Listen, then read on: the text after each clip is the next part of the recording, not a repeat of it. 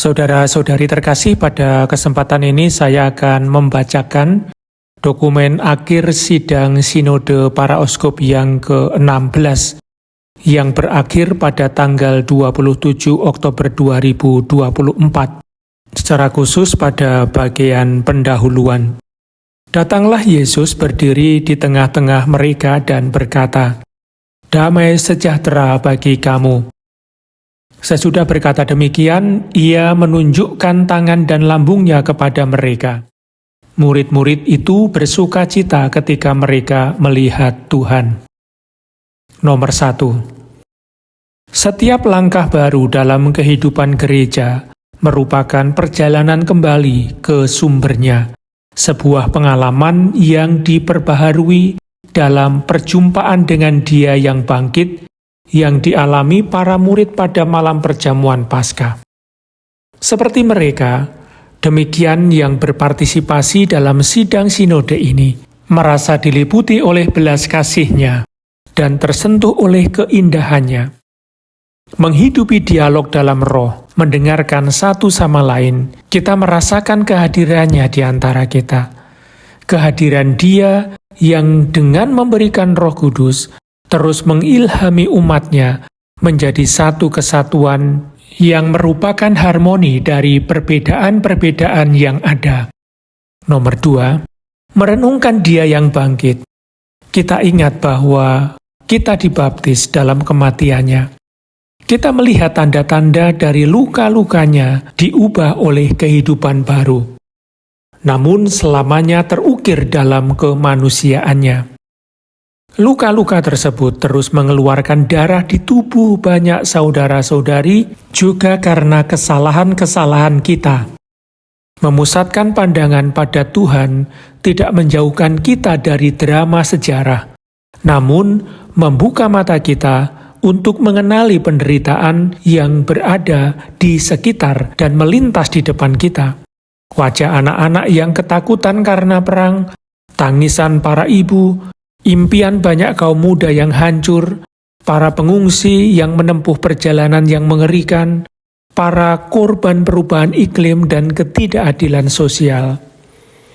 Penderitaan mereka bergema di tengah-tengah kita, tidak hanya melalui media, namun juga melalui suara banyak orang yang secara pribadi mengalami peristiwa tragis ini dalam keluarga dan masyarakat mereka. Pada hari-hari di mana sidang berlangsung, terus terjadi banyak sekali peperangan yang menyebabkan kematian dan kehancuran, keinginan untuk membalas dendam, dan kebingungan hati nurani. Para anggota sidang sinode mengikuti seruan berulang-ulang Paus Fransiskus untuk perdamaian, mengutuk logika kekerasan, kebencian, balas dendam, dan berkomitmen untuk mendorong dialog, persaudaraan, dan rekonsiliasi. Perdamaian sejati dan abadi adalah mungkin, dan kita bisa mewujudkannya bersama-sama.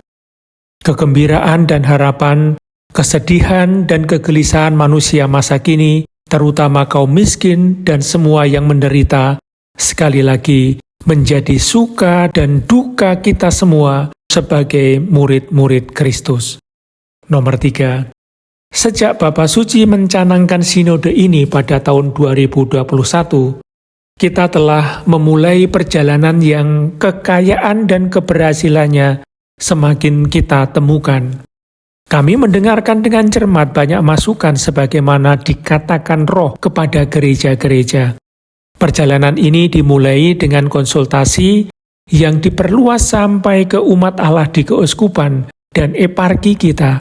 Kemudian dilanjutkan ke tahap nasional dan kontinental dalam dinamika dialog yang dikirimkan kembali ke Sekretariat Jenderal Sinode melalui rangkuman dan dokumen kerja.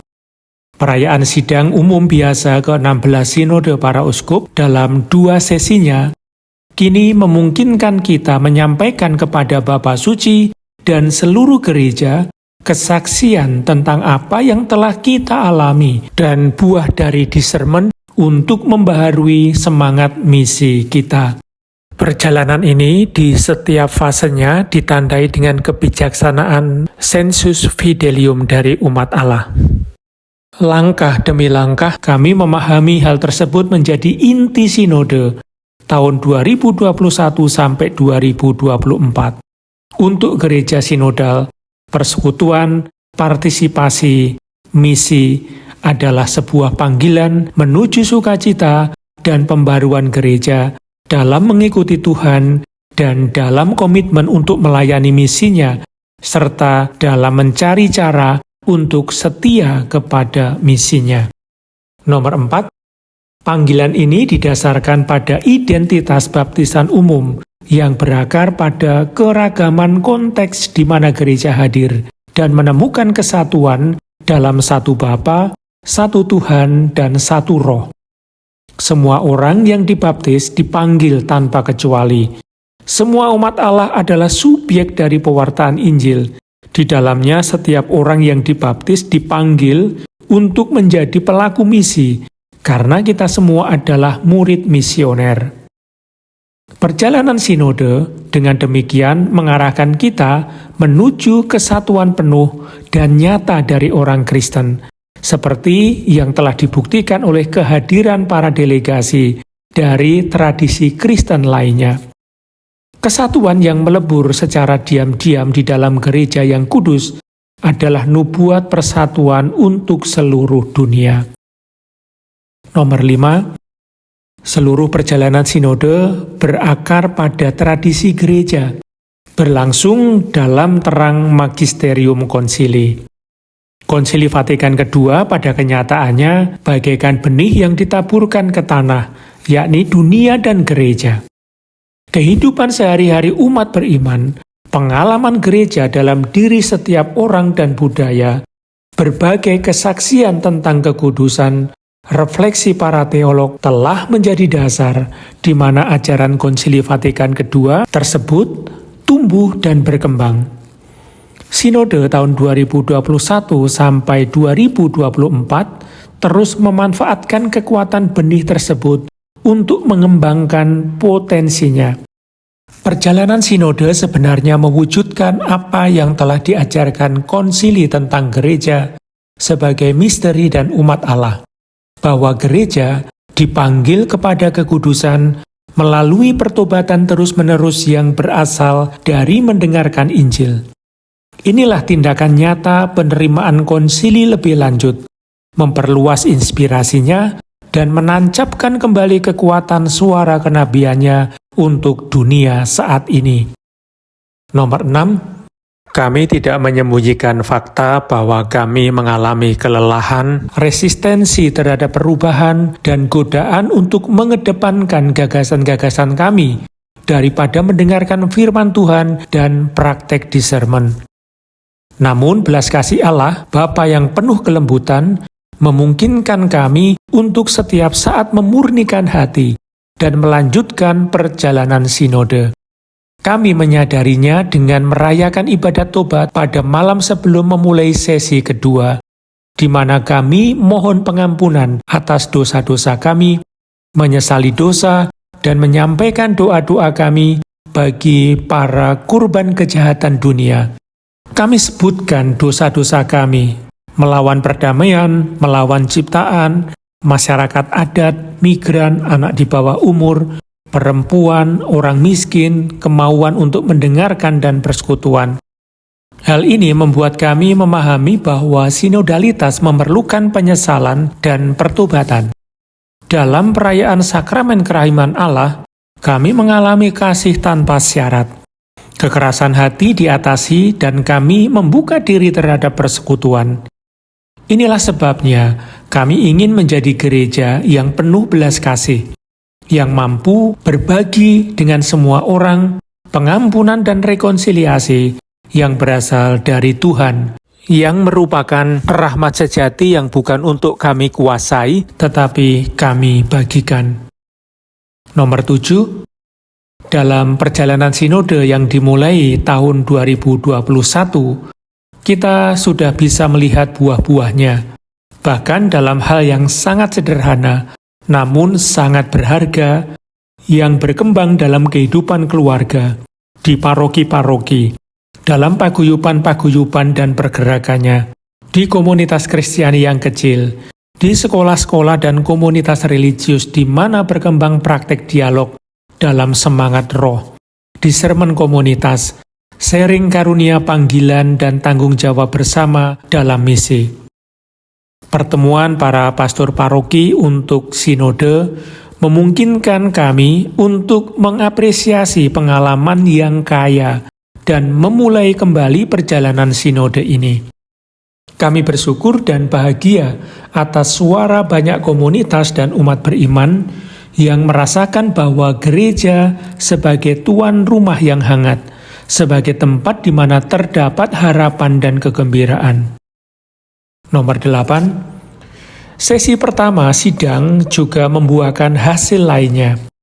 Dalam laporan sintesis, perhatian diarahkan pada beberapa isu yang sangat relevan bagi kehidupan gereja, yang mana Bapak Suci pada akhir konsultasi internasional mempercayakan kepada kelompok kerja atau kelompok studi yang terdiri dari para pastor dan ahli dari seluruh benua. Mereka dipanggil untuk membahas laporan sintesis tersebut dan bekerja dengan metode sinodal.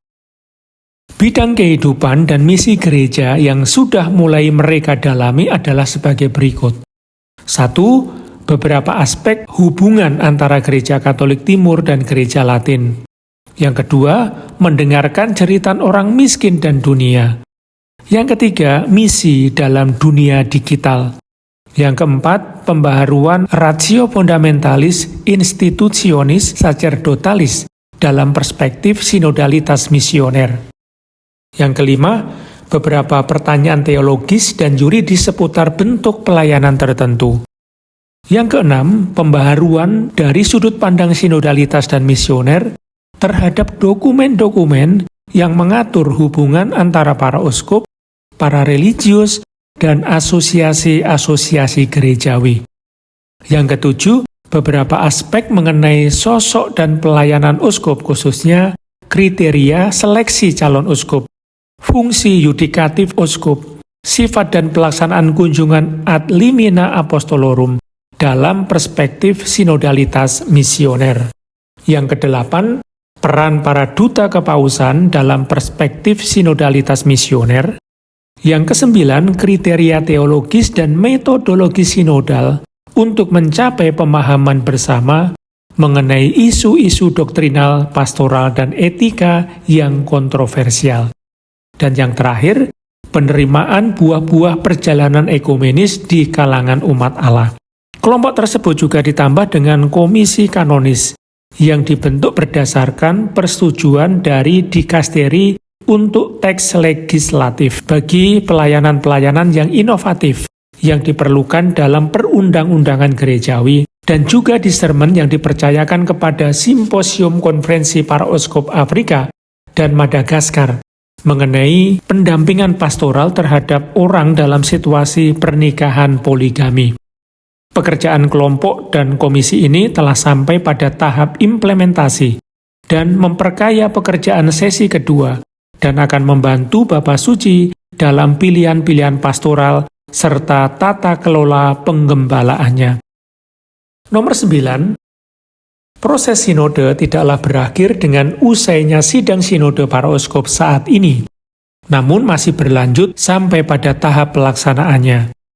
Sebagai anggota sidang, kami merasa inilah tugas kami untuk terlibat dalam menganimasi sebagai misionaris sinodalitas dalam komunitas tempat kami berasal.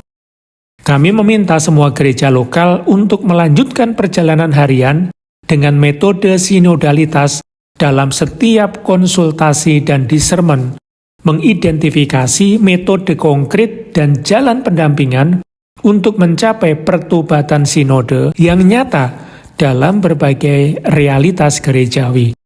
Paroki, Tarekat Hidup Bakti dan Serikat Hidup Kerasulan, asosiasi umat beriman, keuskupan, konferensi para uskup, serta kelompok-kelompok dalam gereja dan lain sebagainya.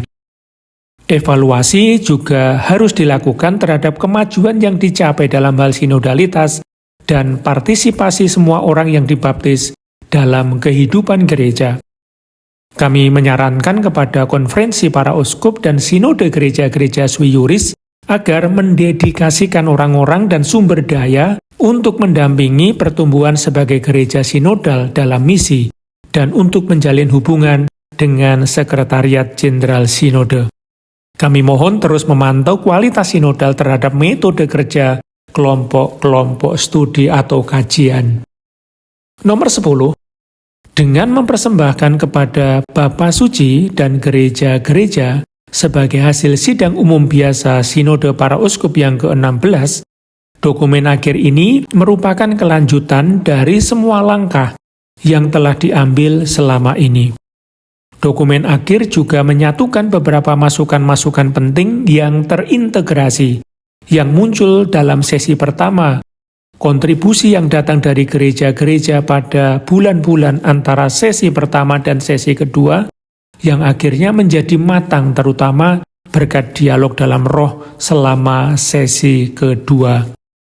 Nomor 11, dokumen akhir mengungkapkan kesadaran bahwa panggilan untuk bermisi sekaligus merupakan panggilan kepada pertobatan setiap gereja partikular dan seluruh gereja dalam perspektif yang ditunjukkan oleh seruan apostolik Evangelii Gaudium. Dokumen akhir terdiri dari 5 bagian. Bagian pertama berjudul Inti Sinodalitas, menguraikan landasan teologis dan spiritual yang menerangi dan mendorong refleksi selanjutnya. Sidang Sinode mengusulkan kembali pemahaman bersama tentang sinodalitas yang muncul pada sesi pertama dan mengembangkan perspektif spiritual dan kenabiannya, pertobatan cara merasa, gambaran dan pemikiran yang ada dalam hati kita seiring dengan pertobatan tindakan pastoral dan misi. Bagian kedua berjudul Bersama dalam Bahtera, ditunjukkan untuk pertobatan hubungan yang membangun komunitas Kristiani dan membentuk misi dalam merajut panggilan, karisma, dan pelayanan. Bagian ketiga, tebarkan jala, mengidentifikasi 3 praktek yang saling terkait, discernment gerejawi, proses pengambilan keputusan, dan budaya transparan, akuntabel, dan evaluatif. Bahkan kita diminta untuk memulai jalur transformasi misioner. Untuk itu, pembaharuan badan-badan yang ikut berpartisipasi sangat dibutuhkan. Bagian keempat berjudul Buah Persik yang Melimpah, menguraikan cara-cara baru untuk memupuk pertukaran atau berbagi karunia dan jalinan ikatan yang mempersatukan kita dalam gereja, terutama ketika pengalaman berakar di suatu tempat mengalami perubahan yang sangat besar. Bagian kelima diberi judul Aku Juga Mengutus Kalian, yang memungkinkan kita melihat langkah pertama yang harus diambil, memperhatikan pembinaan setiap orang dalam umat Allah ke arah sinodalitas misioner. Nomor 12, untuk sampai pada dokumen akhir diterangi oleh kisah-kisah Injil tentang kebangkitan. Para wanita yang lari tergesa-gesa menuju makam saat fajar Paskah, penampakan Tuhan yang bangkit di ruang perjamuan dan di tepi danau menginspirasi kami dan menyuburkan dialog kami. Kami mohon rahmat Paskah Roh Kudus, memintanya untuk mengajari kami apa yang harus kami lakukan dan menunjukkan kepada kami jalan yang harus kami lalui bersama. Melalui dokumen ini, sidang mengakui dan memberikan kesaksian bahwa sinodalitas sebagai dimensi konstitutif gereja sudah menjadi bagian dari pengalaman banyak komunitas kita. Pada saat yang sama, ia menyarankan jalur yang harus diikuti, praktek yang harus diterapkan, dan cakrawala yang perlu dijelajahi. Bapa Suci yang mengundang gereja untuk bersinode akan menunjukkan kepada gereja-gereja yang reksa pastoralnya dipercayakan kepada para uskup bagaimana melanjutkan perjalanan kita yang disemangati oleh harapan yang tidak mengecewakan.